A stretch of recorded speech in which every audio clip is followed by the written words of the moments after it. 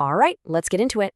You've definitely heard the name Bong Joon-ho. I mean, how could you not? But what is it that makes his movies so Bong Joon-ho? They're captivating, they're clever, and yeah, they're pretty unsettling. Today, we're going to pull back the curtain and really decode the playbook of this modern master. And it all kicks off with one film that absolutely took the world by storm.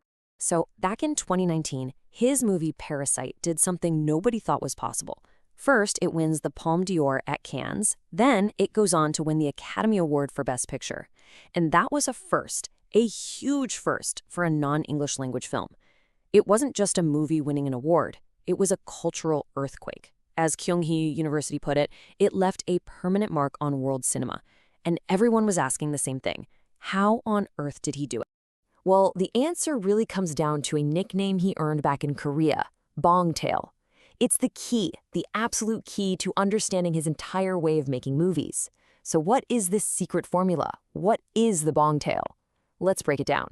Okay, so first up, let's talk about this Bongtail phenomenon. Because to really get what makes his films tick, you have to understand this one word. It's way more than just a catchy nickname. It's the philosophy that defines literally every single frame of his work. Bongtail is, a mashup of his name, Bong, and the word detail. And that's exactly what it's all about. In his universe, absolutely nothing is an accident. A flyer that's out of place, a weird smell, a kid's drawing, these are not just background props. No way. They are narrative bombs just ticking away, waiting to go off later in the story in this perfectly timed chain reaction. And what's really fascinating is how he applies this incredible attention to detail to three core elements, starting with his characters. So the first major play in his book is who he chooses to tell stories about, his heroes on the margins. You see, Bong Joon-ho isn't really interested in the typical hero. He's all about the underdogs, the people you'd probably never expect to be at the center of a story. So yeah, forget the suave detectives and the muscle-bound action stars. Bong's main characters are what our source material calls social losers. They're often defined by what they lack. They're clumsy or poor or just not very good at what they do. They are the people that society has basically forgotten about or pushed to the side. And you can see this pattern so clearly across his filmography. I mean, look at the host. Our hero, Gang-do, is this kinda lazy, clumsy dad who runs a little snack stand.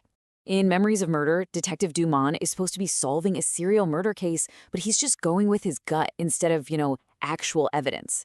And in his very first film, Barking Dogs Never Bite, the main character is an out-of-work lecturer. These are not your typical savior. And here's the brilliant irony that just powers his movies. When some huge crisis hits, a monster attack, a serial killer, a total social breakdown, it's these people, the ones with zero power and no special skills, who are forced to step up. The system isn't going to save them, so they have to at least try to save themselves. And that brings us to the second move in his playbook, which is where these stories happen. All right, next up, familiar spaces and unseen terrors. Bong Joon-ho is an absolute master of setting, but he doesn't do fantasy worlds. His genius is in taking the most normal, everyday places and peeling back the surface to show you the horror that's been lurking there the whole time. Just think about it. In The Host, the Han River, it's just a park. It's where families go to have a picnic on a sunny day. It's totally normal, but Bong turns it into a monster's lair, a hunting ground, a place of pure terror, all without changing the location itself. And he does the exact same thing in Memories of Murder. Those beautiful golden fields in the Korean countryside. They should be peaceful, right? But in his hands, they become a dumping ground for serial killers' victims. The horror isn't tucked away in some spooky old house. It's right out in the open, in a place you might drive by without a second thought. Even something as boring as a generic apartment building, like in Barking Dogs Never Bite, becomes this hotbed of paranoia, crime, and kidnapping.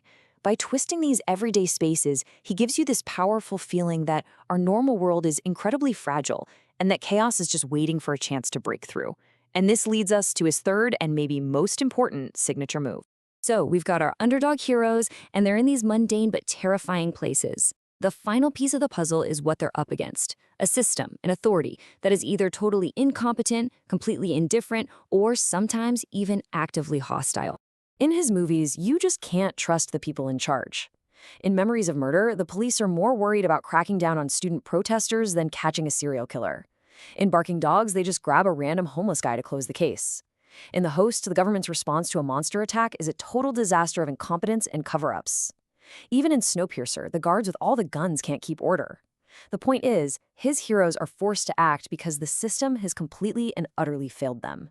And all three of these signature moves, the underdogs, the terrifyingly familiar spaces, and the absolute failure of power, they all come together in the most perfect way in his masterpiece, Parasite. It is the ultimate Bong tale formula. You've got your heroes on the margins, the Kim family, literally living in a semi-basement. You've got the familiar space turned terrifying, a gorgeous modern house that becomes a secret prison, and eventually a bloody battleground. And, of course, the critique of power. The whole movie is just this brutal, darkly hilarious takedown of class warfare. But putting all these pieces together isn't just about telling a great story, it's about making us question everything. And that brings us to the final piece of the puzzle. His films are a kind of cinema that interrogates. See, Bong Joon-ho isn't interested in giving you easy answers or nice, tidy endings. His real goal is to make you ask the hard questions. Critics have actually called his work interrogation cinema. And it makes sense. His characters are always searching for something, a killer, a lost daughter, justice, but they almost never find it. He makes us, the audience, sit in that discomfort and wrestle with these same unanswerable questions. The search itself becomes the whole point, which is a pretty profound statement about how our world so often fails to give us any real closure. Because in his world, justice isn't clean. A lot of the time, it's not served at all. The real dognapper in his first film gets away with it. The killer in Memories of Murder, we never find out who it is. And at the end of Parasite, Ki-tak isn't arrested. He just vanishes, becoming a ghost in the very system he tried to cheat. Bong avoids those neat Hollywood endings because he's showing us a world that is anything but neat and simple. And this whole deep dive into his method, this framework we're using, it comes from the incredible analysis in the K-Movies and Globalism Guidebook, which was published by Kyung-hee University.